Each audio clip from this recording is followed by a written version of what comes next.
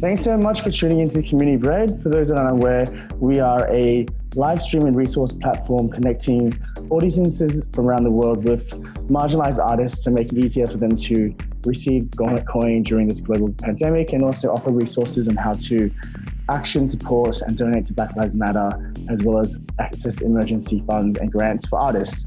We're very honored to have our first guest here, open Community Bread's second live stream event. And this is my old friend, Mikey Woodbridge, a Berlin-based artist and just all-around superstar. Hey, Mikey, how's it going? I'm good, Paul. How are you? I'm really good. Long time no speak. Long time no speak, for sure. Tell me a little bit about what the past few months have been for you. Kind of everyone's had different experiences being in quarantine. What has the time been like for you, creating work and just being Mikey? So the past few months, I mean, I remember when the isolation period just happened. To be honest, it felt quite normal to me to be isolated so much, because this is like, I feel like this is part of being an artist, or like doing what I do. I put myself in isolation 80% of the time to nurture the ideas or to discover what this energy is running through me anyway. So for me, it was I felt comfortable being in isolation and being by myself. But other than that, I also, like, at the time, I also started working on this new show, Transformer, over in Schöneberg in Berlin at the gallery in Schöneberg, and we started developing the show that we're doing now, which is only it's limited to 30 people each time, once a week. And so it's kind of made me rework how I do music and how I am approaching music, or like how to cater to, the current laws and of like what is happening now, and challenge myself to create something new and create a space and still keep us all safe, and super limited, not exclusive, but super intimate, bring it back to 30 people. I think doing these shows has made me realize, like, these small intimate experiences, like giving people this experience, really makes a much deeper connection to the audience that come to experience it. And it's unplugged, there's no amplification at all. So I'm really able to, I feel, go deep within each person and really take them on a journey and take them on a trip, and help them escape as if they were going to a club, to escape their normal reality. And but also after the show, there's no, I have a bit of an interaction with every single person that comes, or at least try to. And so it's bringing it back to the audience, and the connection between the audience and the artist, and actually building a connection between the two. So that's what I've been doing in quarantine, Nice. or isolation. Nice. It's redesigning how I do music. So good. I've seen you perform, in Australia to a small, very small crowd, low key.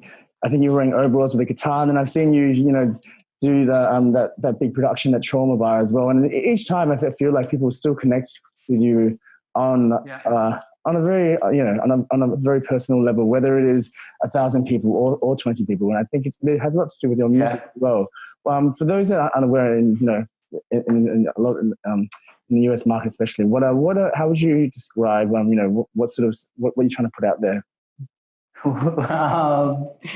I don't really know what I'm trying to put out there. I'm just putting it out there.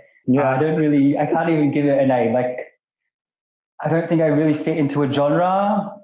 I kind of just, where I'm at now, I like songs that soar, I guess. Mm-hmm. That's my genre, soaring. Nice. Or like that are empowering, that inspire, that but also bring people back to themselves, like especially in my live shows. I think that's my main purpose with my music and what I want to do, and do with my music is to bring people back to themselves and feel the emotions and those the shadow self of things they're too scared to face. Yeah, I think that's my main purpose in my music, to bring them back to themselves. I can totally see that. Tell us a little bit. I had listened to Transformer when I think you sent me a link a little while ago. But for those not aware, tell us a little bit about the new album. Transformer. Yeah. So I guess I wrote it, I guess, over a long time. Actually, the first 2 tracks I wrote back in Sydney when I was living there 10 years ago. But at the time when I wrote them, I kind of wasn't this powerful. I wasn't really an aware human being of how aware I am now. And but I was writing from a place of not knowing who I was, but knowing the person that I wanted to be, I guess. And so, yeah, I look back at those songs now, like writing them 10 years ago, not being the person I was, but being the person that I was writing about I am now, if that makes sense. Of course. But then, yeah, and then the other tracks on it was the Transformer song, and I wrote that here in Berlin.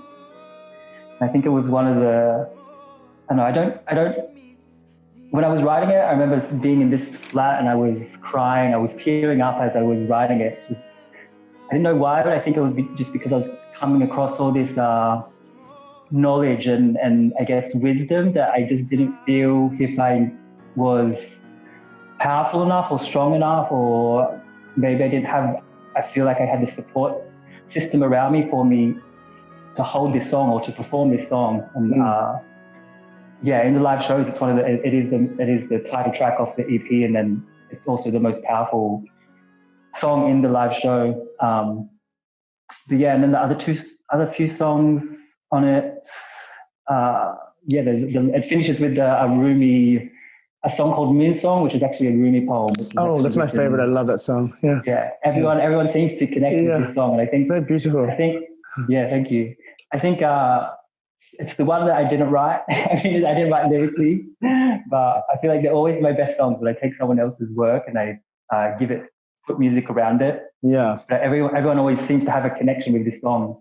But I think it's also because it has maybe so much history. It's traveled so many 100 years through our world to get to this point now, and then I'm rebirthing it in a way after it's had so much.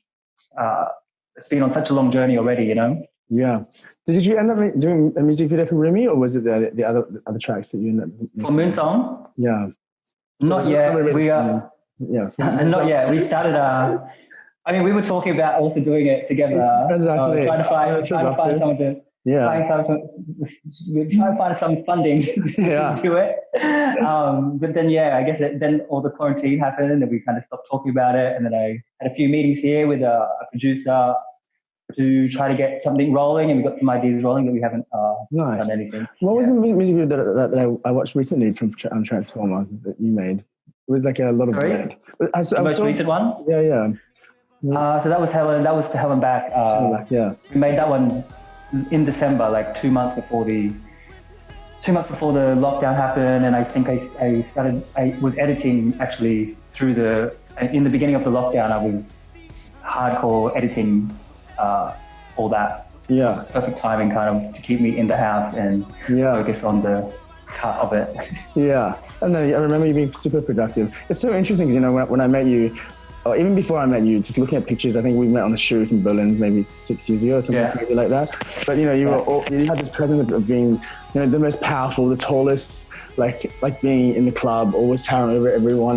But then I think people are drawn because you have this beautiful, vulnerable side that you are very, very, very open with. But a lot of people don't always share.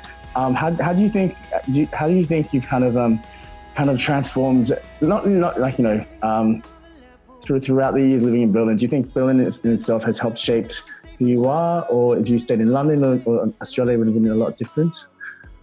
I think, every place has its own special time in my heart, and I can see how each place I grew differently, and I needed to evolve through the lessons that I learned through living in each city. But I think Berlin kind of was different to the other cities for so many reasons. I think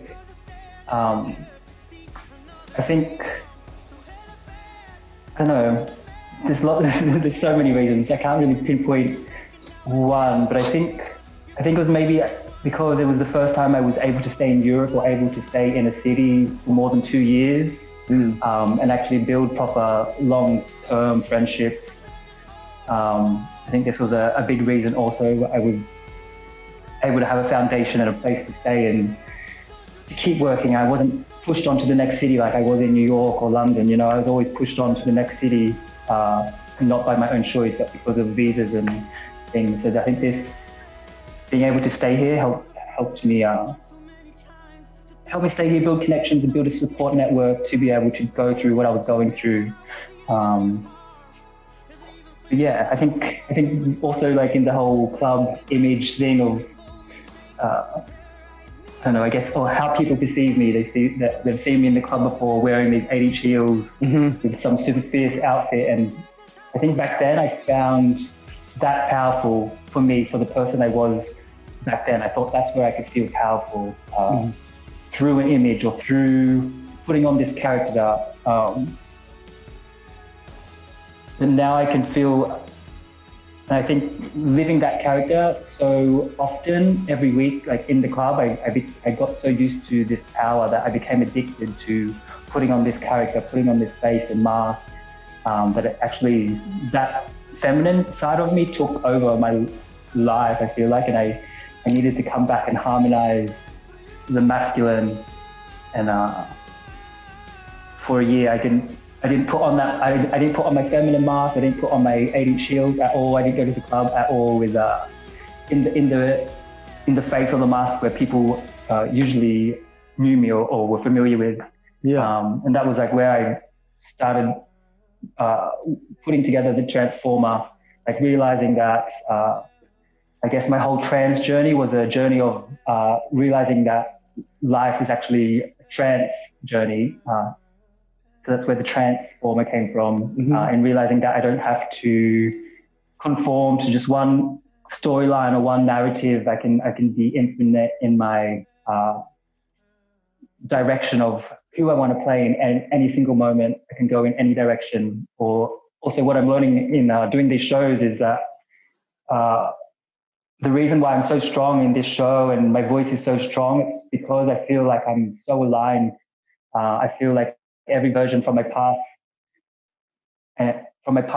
and every version of myself that is yet to come, all aligning in that one moment that I'm on stage. And yeah, that's where I feel, that's where I find the power or the strength now in those alignment moments. I love that.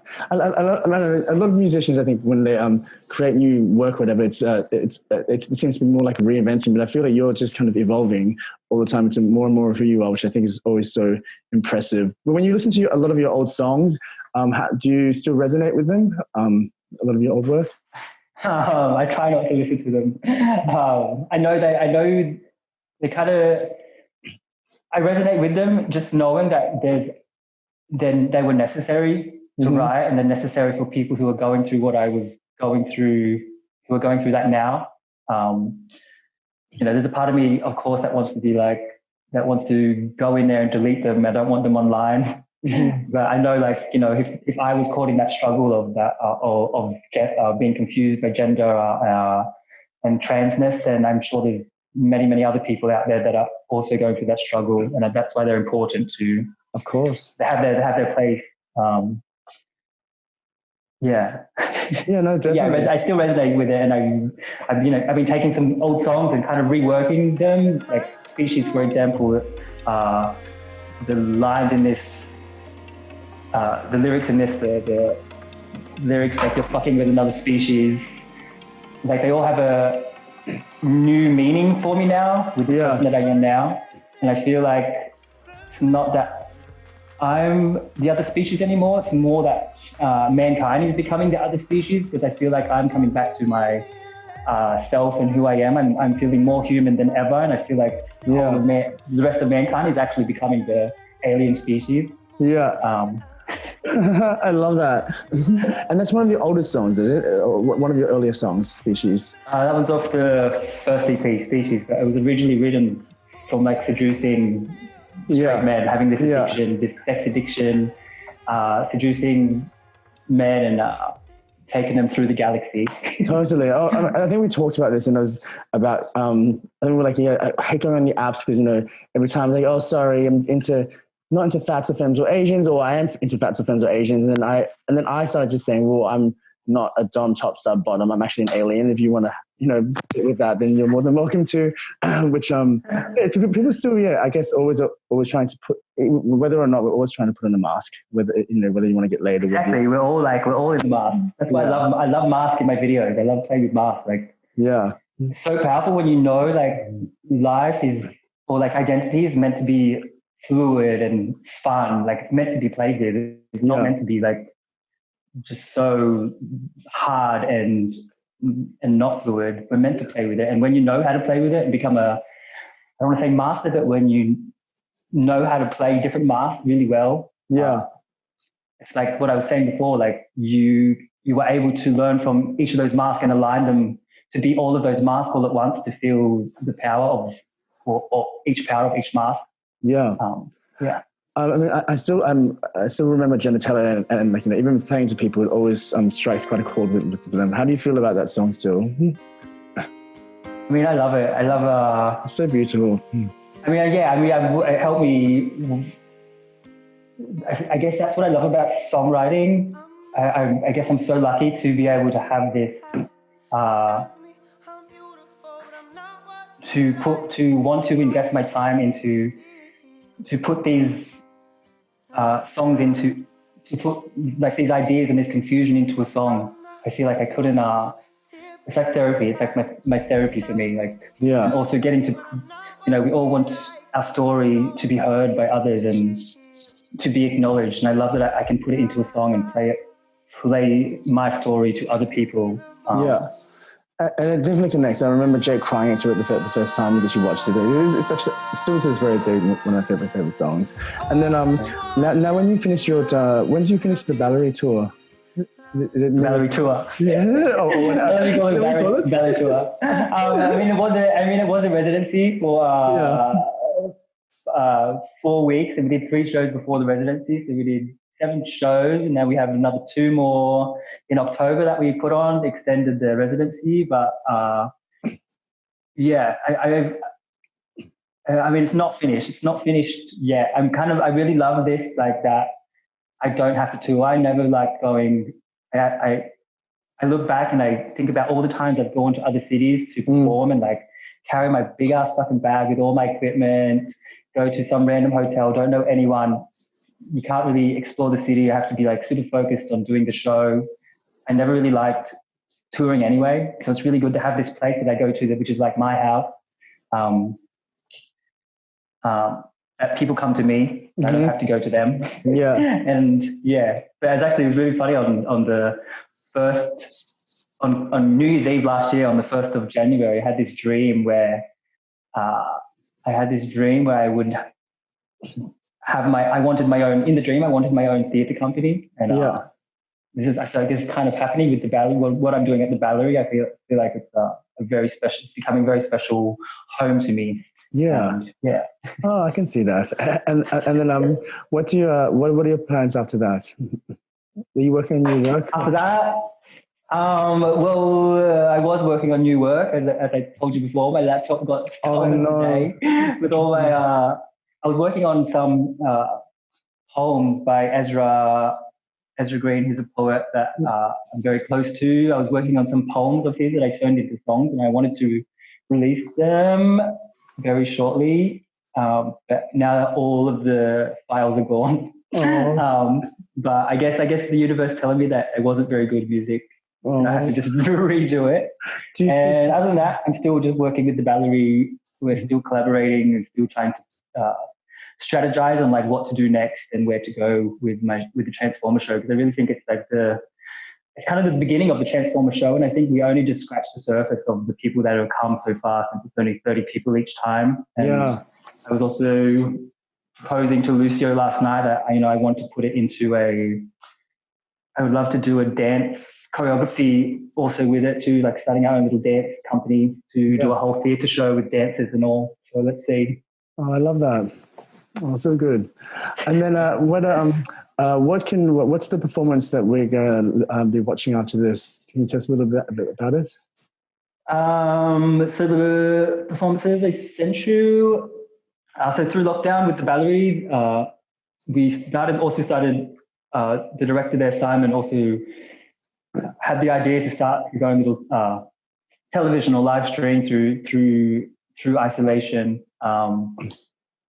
So yeah, we created 5 episodes of a live stream called Transvision, and I guess I was kind of the artist or the performance that was there every week. I was kind of even the inspiration of Transvision, and then so yeah, every week I sang a song, and so this is what you're going to hear a couple of the performances, I think, from a couple of the Transvision shows. Nice. Awesome. Oh, so good to catch up with you, babe. You, babe. Good to see you. Too. Good work on all the community bread and everything you're doing for the artists. Oh, thank you. Keep at it. Oh, thank you. Thank you so much for being a part of it. I'll talk to you soon. Thanks, babe. Bye. All right.